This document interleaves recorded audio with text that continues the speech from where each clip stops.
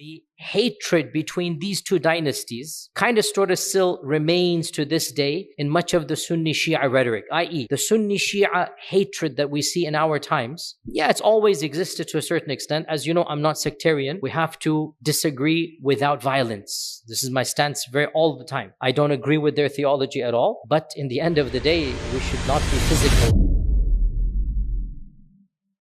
Obviously, it is of relevance given what is happening, but I want to make it clear that it is not a political analysis today, at least, and there's no theological or sectarian issues. I want to give you some useful information, inshallah ta'ala, that will help you understand better that part of the world, and maybe in the future we can talk more detail.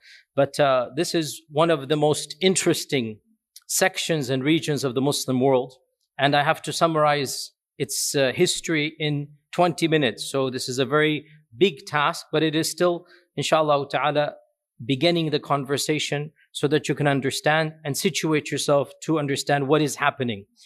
Apologies, my voice, as you can tell, is off. I'm a little bit under the weather. May Allah give us shifa, all of us, inshallah. So realize that this land that we call Iran, this land is actually one of the most historic and influential in human civilization, not just in Islamic civilization. And even from the earliest of times, from the earliest of recorded histories, this land produced some of the most important figures in global history and some of the most powerful civilizations known to mankind. You have people like Cyrus the Great. And Cyrus the Great, actually, some of the scholars even considered him to be Dhul Qarnayn. You know, there's a controversy who is Dhul Qarnayn, and there are many contenders. One of the contenders is Cyrus the Great. I'm not saying that's right or wrong. I'm just saying that is one of the contenders. Cyrus the Great is considered to be the founder of the first great civilization of Iran in 550 BC, and it stretched over 3 continents. And this eventually led to the Achaemenid Empire, which was one of the first empires to have a universal set of governance, of law, somewhat open-mindedness in religion, and again, one of the primary civilizations of pre-modernity.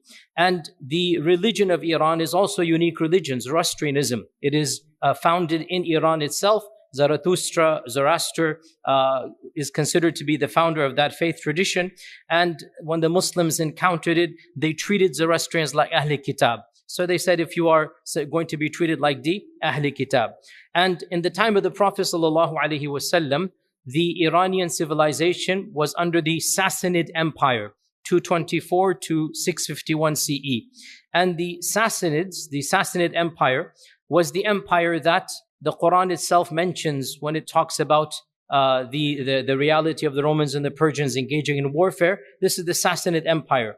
And it was also the last great king of the Sassanid Empire, and that is Khusro Parvez, that the Prophet ﷺ interacted with, he wrote a letter to. And if you know, famously, when Khusro Parvez, also called Kisra, when Khusro Parvez, he tore up the letter, the Prophet ﷺ said, Allah will tear his kingdom up like he tore my letter up.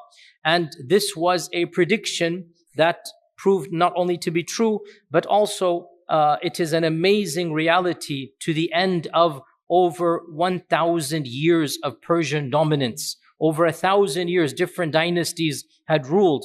And this is one of the strangest quirks of history, how such a great civilization within less than a decade crumbled. The Romans and the Persians were at war for decades, in fact, for centuries.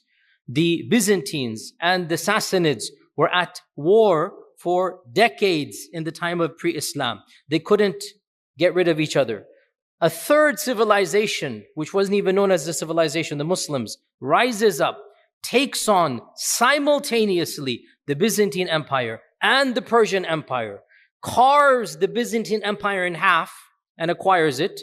Bilad al-Sham and Egypt and Alexandria and North Africa, this was all Byzantine lands. All the way to Andalus, it was Byzantine lands. And Islam conquers it and eliminates the Sassanid Empire in totality. There is no remnants left of that original empire. The Muslims famously conquered it. Primarily the most important battle, which should be known to all of you, at least by name, the Battle of Qadisiyah. And the primary person is Sa'd ibn Abi Waqqas, associated with the Battle of Qadisiyah. It is, in my mind, one of the most surreal moments of not just Islamic history, of history, to imagine the Sahaba themselves, the people who broke bread with the Prophet ﷺ, the people who interacted with, who fought at the Battle of Badr, who saw the time frame when Islam was almost eliminated from global history. Those same people walked in the palaces of Khusro Parvez. I mean, it is surreal to imagine. Wallahi, it is, if you understand this dynamic, it is just phenomenal to understand. And in particular, the Sahabi Salman al-Farisi, I've given a whole lecture about him. Even at Epic, I talked about this. That, to me, this is just an ayah min ayatillah. Without a doubt, this is a miracle that somebody like Salman al-Farisi, who as a Persian would never have had the pass to enter the palace. He would never have had permission. And he is appointed the governor of Persia. Unbelievable. From where to where? This is in the lifetime of the senior Sahaba. We're not talking about Andalus and China that happened in time of Tabi'un. The first batch of Sahaba, Umar ibn al-Khattab radiallahu anh, in his time frame, Qadisiyah occurs. And the Sassanid Empire is completely acquired by the Muslims. And this is without a doubt a miracle that Allah gave to the Muslims. They couldn't have done it by their numbers. They couldn't have done it by their training. They couldn't have done it by their weapons. There is no comparison. You have one of the mightiest empires known to mankind. Go read books of history. Go look at their armament and their weaponry, their ferocity. And then you have a new civilization, not even a civilization, not even known to mankind. And they take them on and they become, as they say in Arabic, khabar kana. They become something that is just found in the books of history.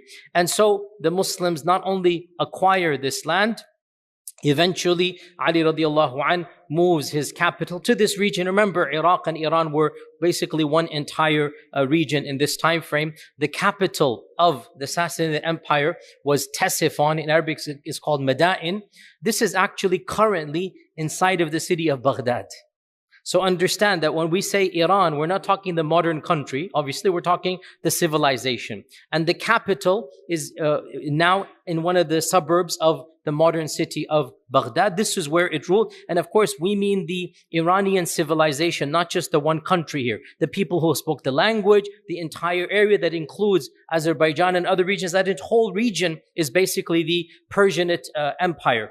And the Umayyads then took over, and during this time frame, the conversion rate to Islam was very minimal. It's very interesting here that when the Umayyads ruled for 90 years, the Persian kingdom, or the Persian remnants, the civilization, by and large did not embrace Islam.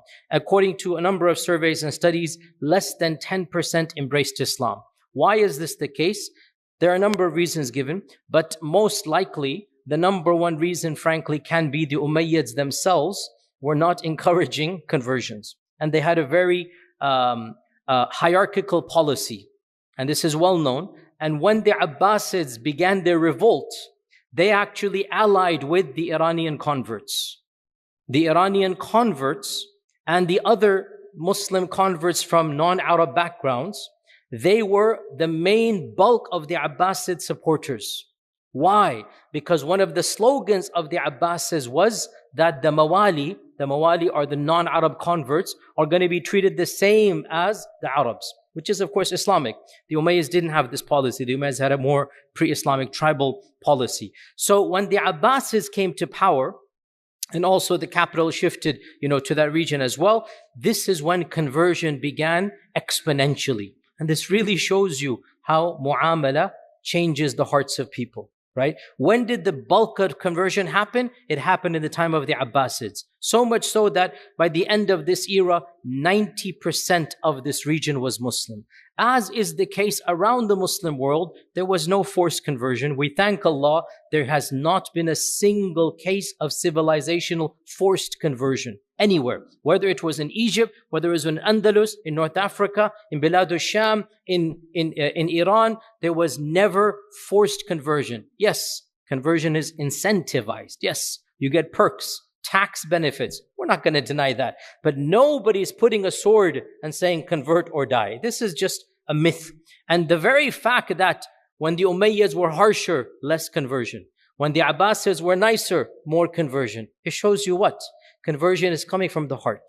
Conversion is coming when people see the beauty and the good, and then they embrace Islam. So by the end of the Abbasid time frame, we have estimates now, these are all modern surveys done, up to 90% of the population had now embraced Islam. You can see almost 100% Muslim. As in all cases, there are pockets to this day. Egyptians are 10% Copt, even in Bilad al-Sham and in in Lebanon, others, you have the Maronite Christians, you have the Coptic Christians, Nestorian Christians. Islam never eliminated all faith traditions. And you still had Zoroastrians and Christians in Iran and Jews in Iran. You had some of the largest groups of Jewish people. Why? Because when they fled Byzantine lands, the emperors of Persia welcomed them to come in. This is pre-Islam. So you had large groups of Jewish people living in Iran as well. And when the Muslims came, they allowed them to remain as they are. It is true.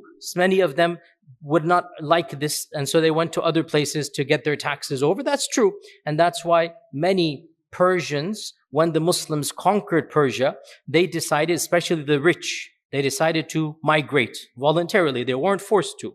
And they went to the closest neighboring polytheistic region, and that is India. And when they went there, so they were called the Persians, the Parsis. And as you know, to this day in India, there's a group called the Parsis, and this is the Parsis. And the Parsis, they're from the Iranian merchants, the rich people who didn't want to pay the extra taxes. They wanted to just, take their wealth. And so they voluntarily migrated to India, and their descendants are still there to this day. Now, I'm not going to go over all the history of Iran, but I will mention a few key points.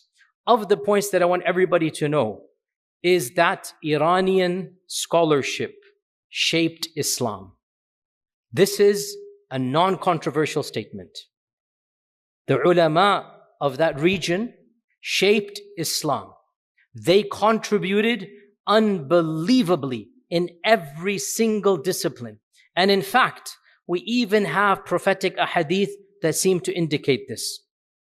It is said, and these ahadith are found in Tirmidhi and in Mustadrak of Al-Hakim and in other books, that the Prophet was sitting with Salman al-Farisi, and he said, لو أن العلم في الثريا لتناوله رجل أو رجال من أهل فارس من أبناء فارس. And in one version he pointed to Salman and he said من قوم هؤلاء, that if knowledge were placed in the farthest stars, people from Persia. And in one hadith, Salman al-Farisi's people would go and get that knowledge. And this hadith is in Tirmidhi and other books as well. And a number of scholars have considered to be authentic. So why is this the case? Because Persian civilization was really the most literate and the most sophisticated. It actually excelled Byzantine civilization. And when they became Muslim, they brought their brains to do khidmah to the religion of Islam in a way that there was no other civilization that had that expertise. So where to begin? Wallahi, there could be many lectures given about the contributions of the Persianate empire, civilizations to Islam, the Persian scholars to Islam. Where to begin? Arabic itself. Ya ahla lughat al-Arab. Who codified your language? Who wrote the first book of grammar? Sibawayh. Through and through Persian. Sibawayh, born in a Persian family, spoke Persian better than Arabic. It's his mother tongue. And he writes his famous book, Al-Kitab. That's the title of the book, by the way. Al-Kitab. And it is the first and the the mother of all books in Arabic grammar. It's a Sibawayh. In hadith, oh my God, hadith wala haraj. It is as if the majority of muhaddithin are from this land. Imam Bukhari, Imam Muslim, Imam Tirmidhi from Tirmidh, Imam al-Nisa'i, Imam Ibn Majah from Qazwin. It is as if like only basically Abu Dawood and Imam Ahmad and others are from pure Arab. Otherwise, all of these, and that's just the main generation. If you want to go beyond that, we can keep on going, right? You look at the scholars of fiqh, Abu Hanifa, الناس عيال في الفقه على أبي حنيفة. Imam Shafi'i is allegedly reported to have said, people are indebted when it comes to fiqh to Abu Hanifa. What was Abu Hanifa? An Arab? He was Persian through and through. He spoke Farsi at home. Abu Hanifa is the first of the great fuqaha, and he is pure and through Farsi. And after him as well, you have so many Al-Jassas and others from the same, tradition. The scholars of tafsir, Imam al-Tabari. Imam al-Tabari is from that civilization. Az-Zamakhshari is also Persian stock. The scholars of Aqaid and Ilm al-Kalam, Imam al-Juwayni, Al-Ghazali, through and through Iranian. Al-Ghazali represents Iran of the 11th century. This is Iran. Iran is Iranian Islam. Al-Ghazali, born in Islam, born in Iran, born in Tus, born and raised, lived there, and then at the end of his life, he becomes the rector of the university. But otherwise, he is through and through. He is Iranian. And you have so many others as well. And of course, let us not forget some of the greatest civilizational poets of the Ummah. Poets who really brought a level of culture, civilization to the Ummah. You have Firdausi and his famous book. Who knows his book? The what? The Shahnama of Firdausi. You have Hafiz. You have Jalaluddin al-Rumi. You've all heard of Rumi. What language did Rumi write in? Not Arabic. Rumi did not write in Arabic. Hafiz did not write in Arabic. They're writing in Persian. And that is why Persian was, after Arabic, it was the most important language of Islamic civilization. And we see its impact globally across the world, even in India. What was the noble language? It was Persian. And that is why even Iqbal, a century ago, which language is he writing in? In Persian. This is the influence of the Persian civilization on Islam. We have to understand there's no civilization that is impacted, obviously other than the local Arab and Hijaz, after obviously the Arabian civilization. The Iranian civilization, the Persian civilization impacted Islam more than any other and benefited more than any other. Now, all of these great names I mentioned are of course Sunni. Yes, Al-Rumi and all of them are Sunni. But unfortunately, we in our minds have no idea. And we associate Iran with 12-er Shiaism. Now, this is a sensitive topic. I'm not getting sectarian. Literally, I'm just being historic right now. So there's no judgment. I'm just telling you what happened. The sad reality, the Muslim is just dismally unaware that Iran was a bastion of Sunni ilm, Sunni hadith, Sunni fiqh, Sunni tasawwuf, Sunni everything. Except recently it changed. And most people don't understand the debt we owe Iranian or Persian civilization. I just give you some of the names. There's so many more as well, by the way. So what happened? How did Iran become 12-er Shia? How did that happen? And again, I'm not being sectarian. I'm just being factual right now. This is literally Allah's qadr because of one man. One man. Of course, he founded a dynasty, but it is one man. One person made this decision and enforced it. And that is Ismail as-Safavi. Ismail as-Safavi. This is the person whose name you need to know when it comes to this reality. And this is relatively yesterday, 1501 CE, 500 years ago, right? For the bulk, 1,000 years, Iran was a bastion of Sunni ilm and of Sunnism. Shiaism was not associated with this region. It was associated in small pockets in Kufa, and in other places. There was a small area as well in Lebanon. It was associated with Tashayyu' from the beginning of time, especially Kufa. It was Eastern Iraqi phenomenon. Iran had nothing to do with 12-er Shiaism. It was only recently.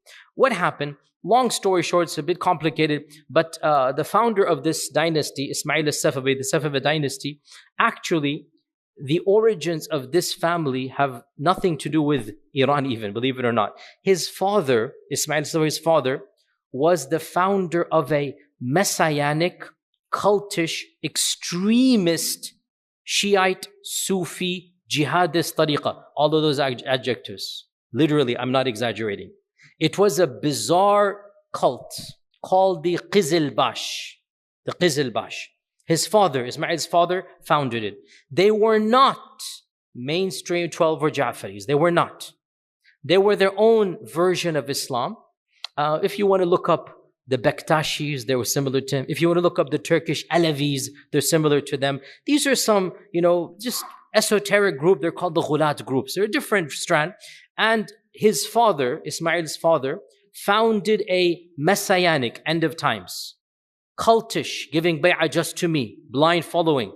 Jihadist, like we're going to fight everybody that doesn't follow us. Sufic, yes, they were in their own version Sufic. And Ghulati Shi'i order called the Qizilbash.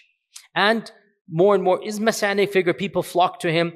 They would wear a bizarre turban, and that's why they got the name Qizilbash from. It's like a red turban. They would have it, and the term means red turban with 12 prongs. So Qizilbash is what they would wear. And in one of these battles, his father died. So the group took his young son, and they said, "You are the next Mahdi or messianic figure because you're the son's father. You're the father of your son." So they took him far away and they protected him. They obeyed every order of his. They treated him almost like a demigod even as a child. So he grew up with these bizarre notions in his head. When you're treated like this, even as a 7, 8, 9-year-old, when you're given those, importance, he felt himself divinely, not just protected, not just guided, appointed. And there are reputable, authentic reports that indicate he felt he is the Mahdi. He felt he is the Imam al-Ghaib of the Shia. And in fact, it is quite clear, he even said he is the return of Imam Ali himself. He had these strange beliefs. So he is not mainstream 12er. He is not your traditional 12er. He is his own version. At the young age of 12, 13, whatever, he then says, "Khalas, we're going to go and conquer the world." And he gathers his followers because they have put him on the pedestal, so they actually follow him through.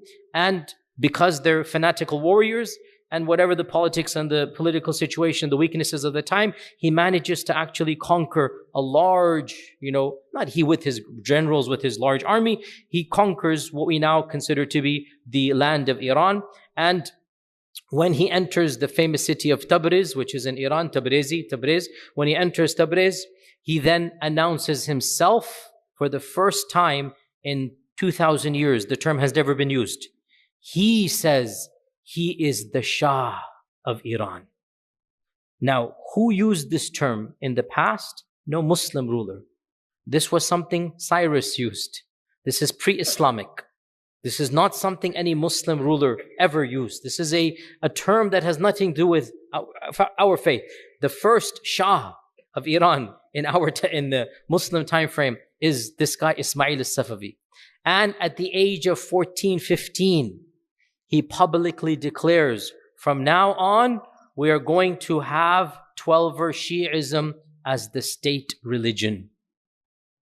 His advisors said, "Don't do this. You're going to, the people are not Shia." This is where he said, "No, Allah has sent me. I am the chosen of Allah. Allah has designated me. I am the Mahdi al-Muntadhar. I am this and that. And I will enforce 12er Shiaism." How? This is when, again, I'm not being sectarian, but it will come off as criticism because it is criticism. What happened should not have happened. But I don't mean to inflame sectarianism simply by describing the past. One of the most brutal cases of religious forced conversion in human history took place right now. This is a reality that most people are unaware of, but it needs to be said. And any fair-minded person, I would hope, even if they're 12 or Shia, I would hope they would say, this should not have been done. Even if you think that is right, the way he went about doing this is one of the most brutal mechanisms in human history. What did he do? Literally at the age of 4, and he's 14, so remember, because he's so young, fanatical, and he's been treated his whole life the way he does, so he issues a decree that immediately, henceforth, all Sunni masajid will become Shi'i. All Sunni madaris either shut down or become Shi'i. Every khutbah will have a section in it where, astaghfirullah for even saying this, Abu Bakr, Umar and Uthman radiallahu anhum, we will give la'na, tabarru from them. Tabarru. And we will force all of the senior scholars to publicly do the same. And if they don't, they shall be imprisoned, jailed, or executed. And we will convert the system from being Sunni fiqh to being 12 or Ja'fari fiqh. And by the way, one thing is interesting, he kind of understood he couldn't import his extremist version of Shiaism. So the closest thing that he could think of was at least 12 or Shiaism. Because 12 or Shiaism at least had some fiqh and some, whereas his version or whatnot was absolutely unique in this regard. And this is a political statement as well. Why? Because he wants to break clear of the Ottoman Empire and of the entire, he wants full independence. He wants no ties with anybody else. How are you going to do that? You're going to do this by establishing your own faith-based system that has no parallel in the entire world. It was a political move, and we know this because he was not a 12er Shia growing up. He's not a believing 12er Shia growing up. It's a political move to maintain despotic independence. Everybody's going to be following a new system. And this is exactly what he did. That for the next 100 years, him and his descendants basically executed thousands of scholars, senior scholars, who refused to publicly curse the three khulafa. They exiled or forced exile, or the people themselves had to flee for their lives, hundreds of thousands of people. They imprisoned tens of thousands of opposition and Sunni imams, and there were no Shi'i scholars, or very few. So what are they going to do? I mean, there were no in Iran. What are they going to do? They began importing senior 12er clerics, especially from what we now call Lebanon, in a place called Jabal Amil. So Al-Amili family, they came. Ali al-Karaki, Zainuddin al-Amili, these are famous 12er Shia scholars of a particular strand of Shiaism. By the way, many Sunnis are unaware, just like Sunnism, when we say Sunni, I mean, there's like a gazillion movements within Sunnism, right? Understandably, 12er Shiaism also has many movements within it, many understandings. And so it's interesting that the version that is found in Iran basically is this type of overall fikr, which goes back to whom the Safavids imported. The Safavids brought in groups of clerics from this region, especially of Al-Amil region, and these people then were given full license. The country is yours theologically. Do what you will. So they instituted curriculums. They built madaris in Isfahan, in Qazwin, in Tabriz, some of which are still standing to this day. They began training their own scholars, and they effectively banned Sunnism. One simple statistic: in 1500 CE, Shiaism was less than 5% of Iran. Just like with every city, there must be some, less than 5%. Within 100, 150 years, Shiaism becomes 95%. This is a simple statistic. And this should not have happened. But this is why Iran is now 12er Shi'i. Because the Safavids politically wanted to break away, and they wanted full independence, and they wanted theologically no ties with the rest of the Ummah. Understandably, the rest of the world was not happy with this, especially the Ottoman Empire. The Uthmani Khulafa were extremely incensed and enraged, and the Ottomans and the Safavids went to war multiple times. There was extreme rivalry, there was geopolitical competition, there were a number of military confrontations. Even senior, famous Sulaiman al-Qanuni, others of the Ottomans, they have famously harsh remarks against the Safavids. They decried the execution of these ulama. They considered the Safavids to be like the work of the devil. And modern historians say, and there's really an element of truth, I don't mind saying this, that there's an element of truth. Modern historians and political analysts say the hatred between these two dynasties kind of sort of still remains to this day in much of the Sunni Shia rhetoric, i.e., the Sunni Shia hatred that we see in our times. Yeah, it's always existed to a certain extent. As you know, I'm not sectarian. We have to disagree without violence. This is my stance all the time. I don't agree with their theology at all, but in the end of the day, we should not be physical against another person if they're not physical with us, and we have to be careful about fomenting extra hatred. And the fact of the matter is, in many times of Islamic history, that was the reality across the world. Why is there so much animosity between modern Sunnis and Shias? There is a theory which has a lot of legitimacy, that this actually goes back to the Safavid or Uthmani conflict, that the scholars of both began extra sectarianism against the other. Because there's this war going on, because there's actual battles going on, so that kind of sort of remains to this day. And if you look at it, some of the senior people that are quoted by both sides, they go back to this era, that there's a lot of animosity during this time frame. Nonetheless, so this is where it became Shi'i. Let's skip over the next 400 years, the Nadir Shah reign and the Qajar dynasty. Let's get to modernity and then finish off, inshallah ta'ala. So in 1921, the end of the Qajar dynasty, one of the modern military generals or our young army officers, his name is Raza Shah. He overthrows the last of the Qajar kings and he establishes the Pahlavi, the Shah dynasty. He establishes the Pahlavi dynasty. And World War I happens, World War II happens, and in World War II era, the Iranian people, they seem to gravitate towards freedoms, democracy. They want to make the Pahlavi king nominal, just like the Queen of England, or the King of England now, and form a democracy. And that's actually what happens. They form a parliament. So the Iranian people now, there's a new excitement, there's a new world post-World War II, and they elect the only free and fair elections in the history of Iran, 1951. This is very important. The only free and fair elections where the people are voting, candidates are saying who's going to be, and they elect their prime minister, and his name is Muhammad Musaddiq. And by all accounts, Muhammad Musaddiq is well, without a doubt, he's very educated. He is a genuine leader who loves his people. There's no question. Go read his biography. He really wanted good for his people. And he realizes one of our biggest problems is our oil is controlled directly by British Petroleum, BP.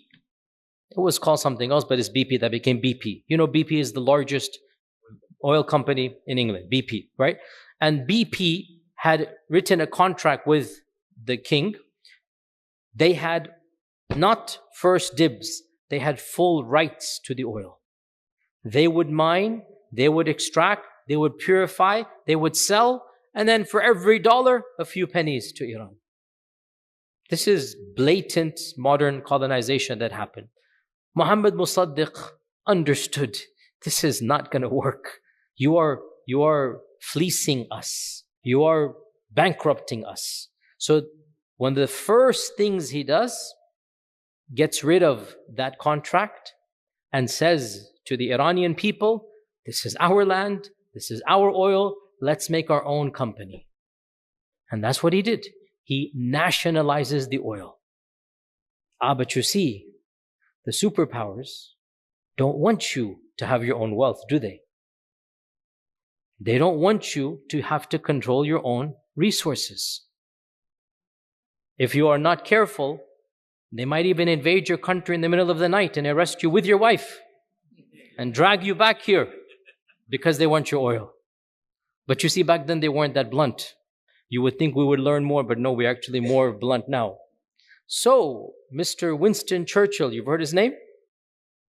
Mr. Churchill is in charge of BP, well, England, but that is BP, right? This is the modern East India Trading Company. That's the modern version of it. Wallahi, history repeats itself over and over again. Oh, Indian, Pakistani, Bengalis, what is the East India Trading Company? It is because of that company that so much havoc and chaos exists in our world. And what was it? It was an extension of the British Parliament. That was the real British policy. Go back 300 years, the same thing. 100 years, the same thing. Instead of East India Trading Company, it's the British Petroleum. Same concept. And so, can you believe, I'm not making this up. Wallah, you think I'm going to, no, this is real. Winston Churchill calls up America, says, help me. The Iranian people have gotten rid of our monopoly on the oil.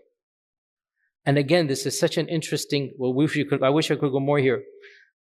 In some ways, I know this is idealistic, by and large, our country, the US of A, was by and large isolationist for much of its history.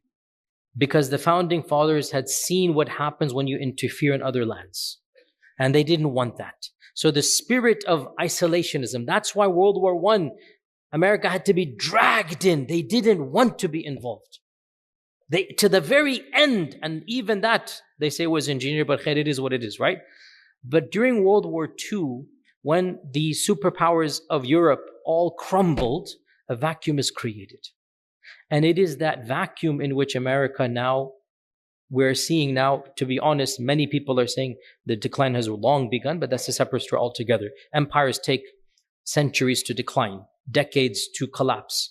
And this is we're beginning to see this reality now. So in this point in time, America is still somewhat of a neutral player, somewhat, relatively speaking.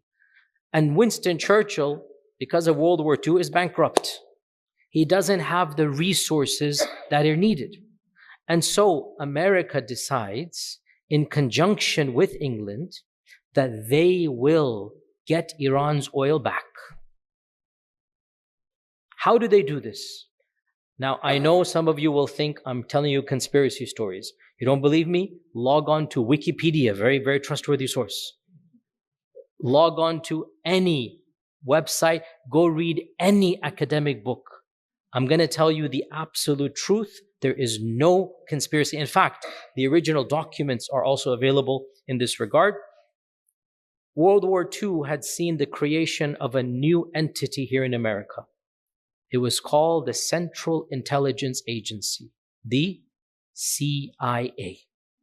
This is brand new. World War II caused America to realize we need foreign influence. And the CIA, you should all be aware, operates outside of presidential and congressional and senatorial jurisdiction. It is not, there are no checks and balances. It can do anything and get away with it. Whereas technically the FBI cannot.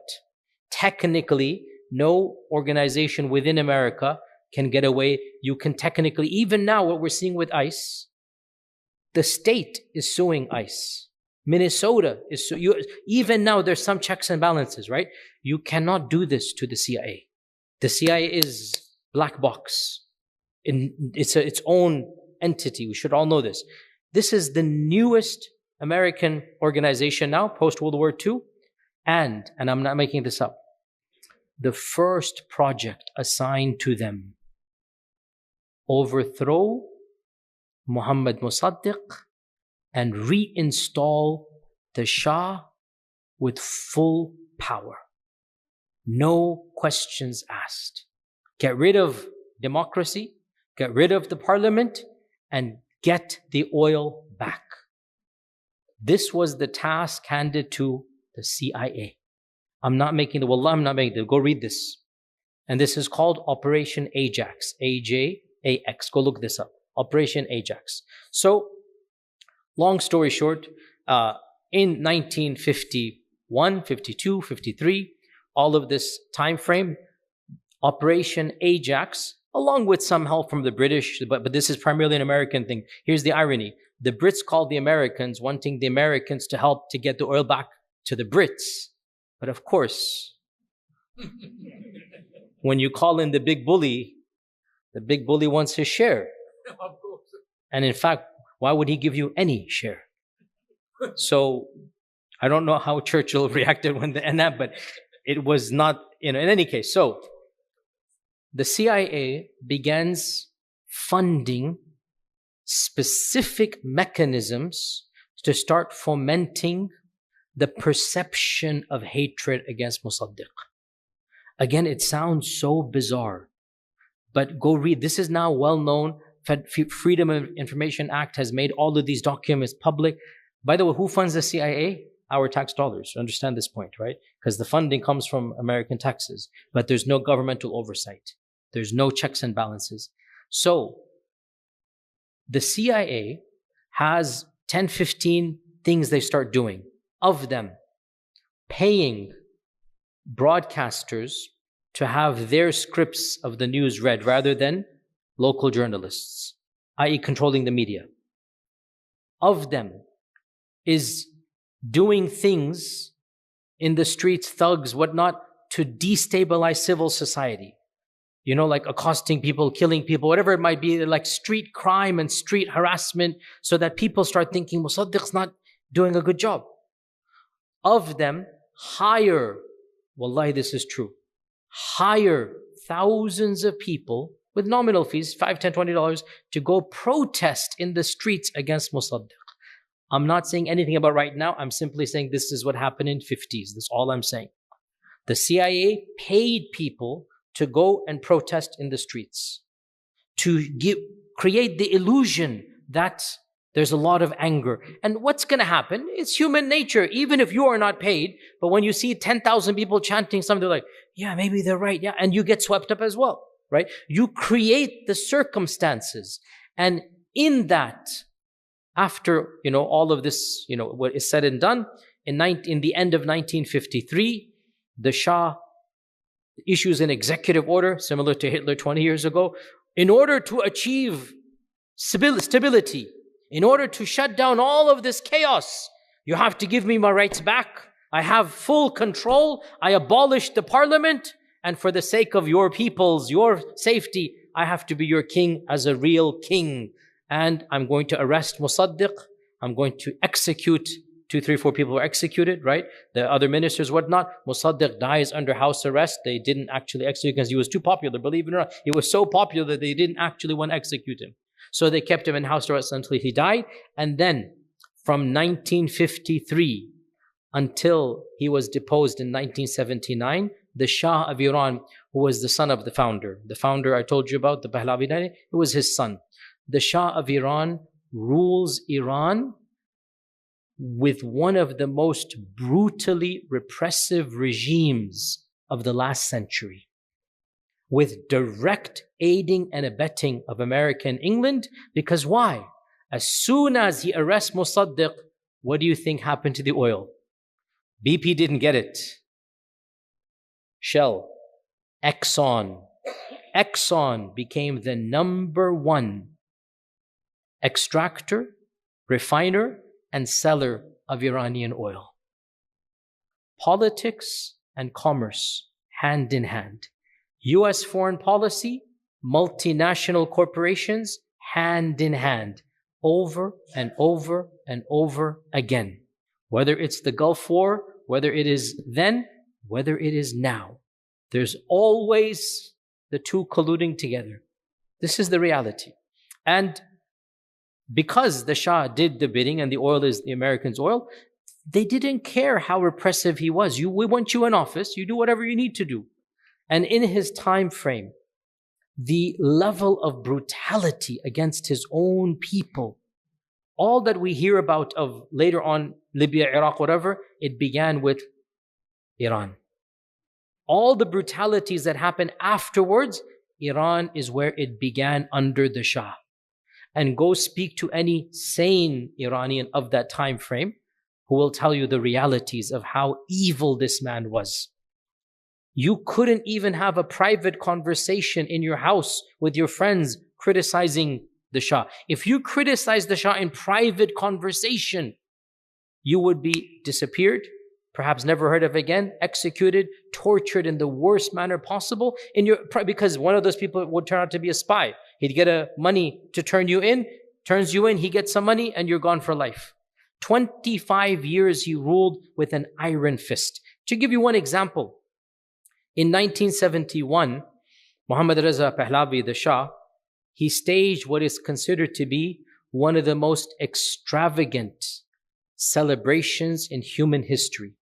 It was his birthday, and it was coincidingly, he said, the 2500th anniversary of the Persian monarchy. So he threw a birthday party, the likes of which the world has never seen. It is estimated he spent over $300 million of that time frame's money, which is probably $1 billion now. He invited every world leader. The guest list is just unimaginable, a who's who of royalty. And he created an entire city and a whole week long of events. And you can see video footage of it, while his own people right outside were starving for food. What is going to happen when you spend like $1 billion on a festival? All the kings and queens and all the rich are inside, and the people barely have food to eat. What do you think is going to happen? In this climate, and again, I'm not taking sides, but I understand exactly why it happened. People come along whose version of Islam we might disagree with, but whose integrity was not for money or power or fame. And they said, this is a land for our people and not for sellouts. And when you use the name of God and people are already far away, they get a sense of peace. And a figure known as Khomeini starts rising up as an opposition, claiming that it was time for the Shah to leave and for a new era to be ushered in. People who had nothing to do with religion were so sick of the Shah, they sensed from this guy, at least he is one of us. And clearly he's not a stooge of the foreign powers.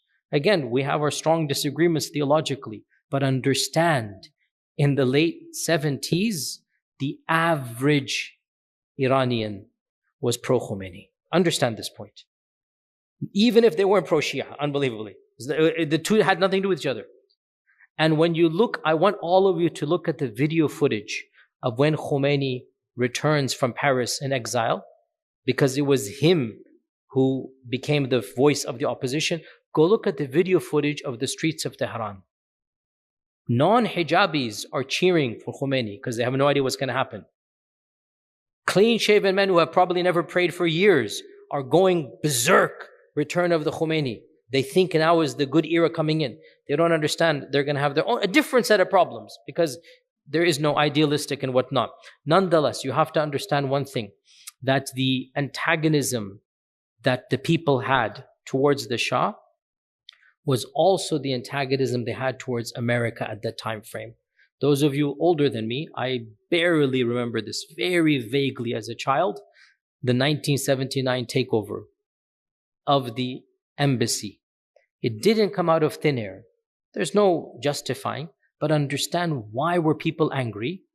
Because that was the time when the reality of the coup of 1953 became public knowledge.